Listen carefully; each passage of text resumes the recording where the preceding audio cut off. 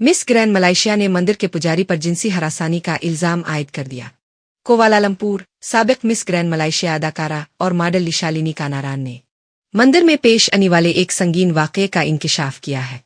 गैर मुल्की media report के मुताबिक मिस ग्रैंड मलेशिया लिशालिनी ने इल्जाम लगाया है कि सेलंगूर के इलाके में वाक़े मारामिन मंदिर के एक पुजारी ने उन्हें जिनसी तौर पर हरासा किया।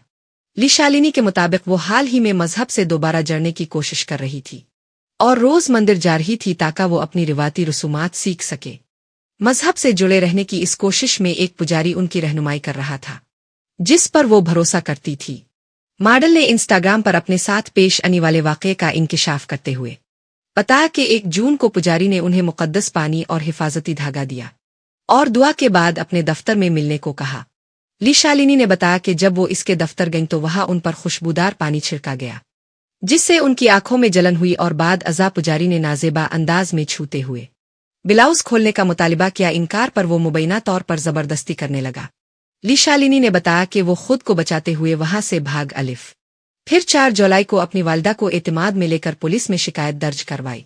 ताहम पुलिस तहकीकात के दौरान मंदिर इंतजामिया ने पुजारी की मौजूदगी से लाइलमी का इजहार किया। मिस ग्रैंड मलेशिया ने सोशल मीडिया पर लिखा कि वो दूसरों के लिए आवाज बुलंद कर रही है ताकि कोई और खामोश ना रहे और इस तरह की हरासानी से बच सके।